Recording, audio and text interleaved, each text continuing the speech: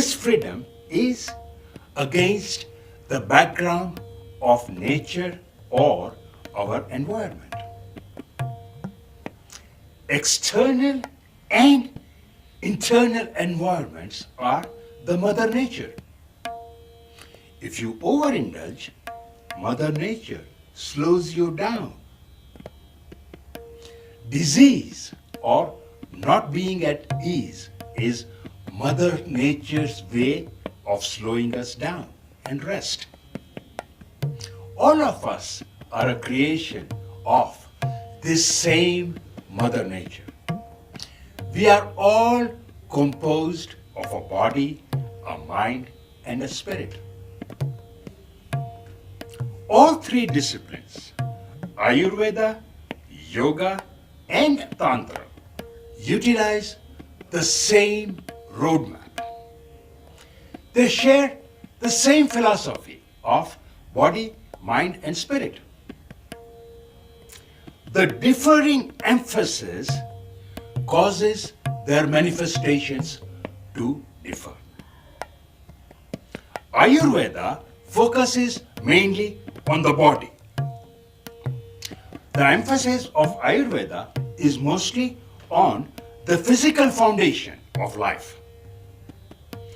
It concentrates on inducing the right relationship of the body with our mind and our spirit. Yoga deals mainly with the spirit. Yoga controls the body and the mind to empower them to harmonize with the spirit. Tantra deals mainly with the mind. Tantra utilizes the mind to seek a balance between the demands of the body and the spirit. Out of the three, Tantra is most misunderstood.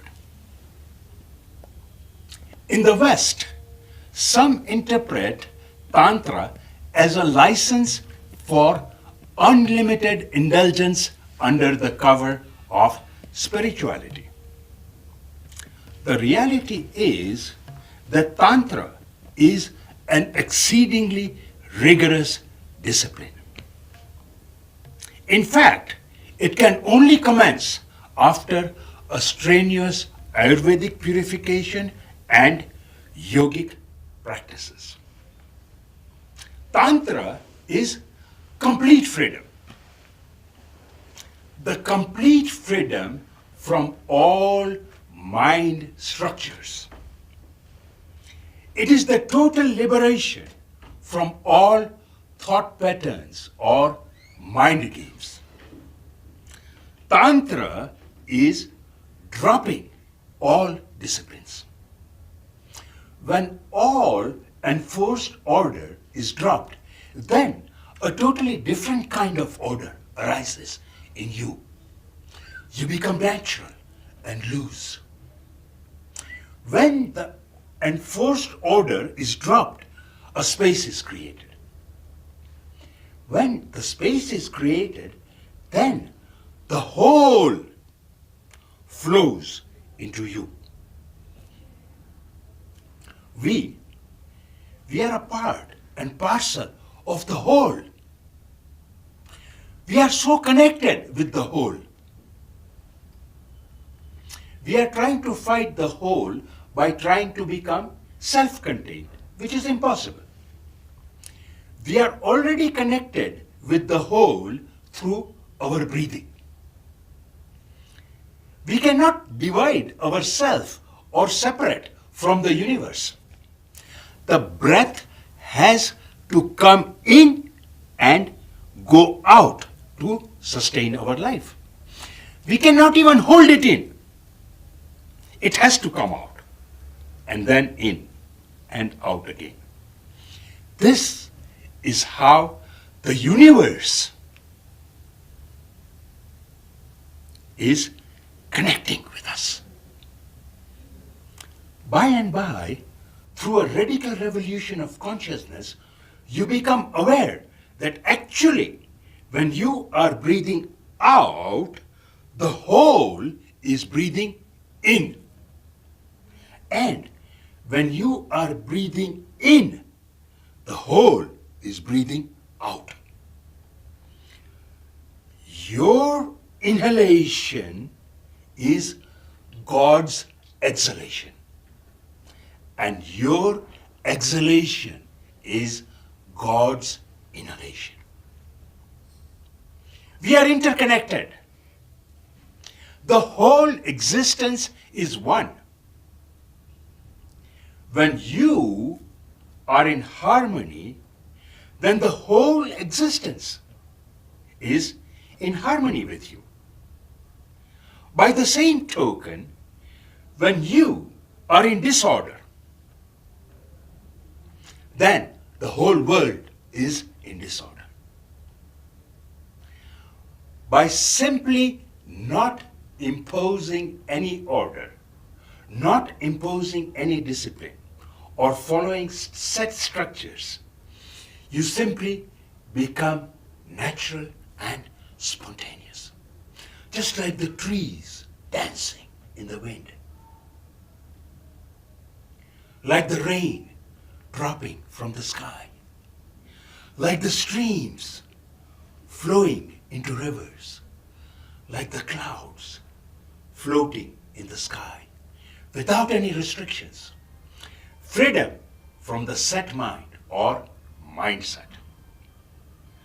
Tantra needs great courage to step out of the comfort zone. It is the innermost individual rebellion. This utter freedom, even for a single moment, is extremely satisfying and can be transformational. In our ordinary life, the only glimpse of this experience is the moment of a sexual orgasm. It is only at this moment that men realized it is possible to have such profound love, such illuminating bliss.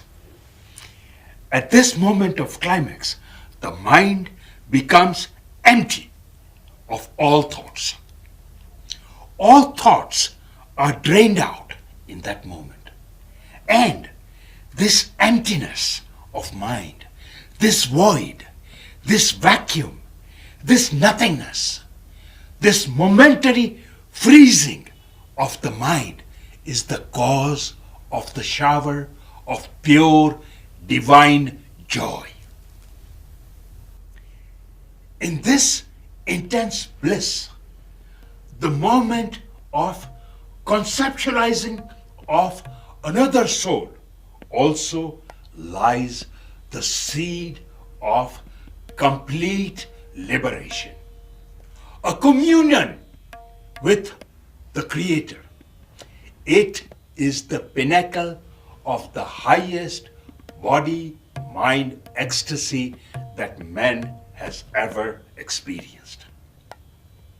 Having understood this mystery, men realized that if the mind could be freed of thoughts, if the continuous thought currents could be drained out by some other process, then it is possible to experience this pure divine bliss. It is this realization that led to the development of yoga and tantra. Instead of an orgasm which involves the involvement of two lovers, two polarities, that is, male and female.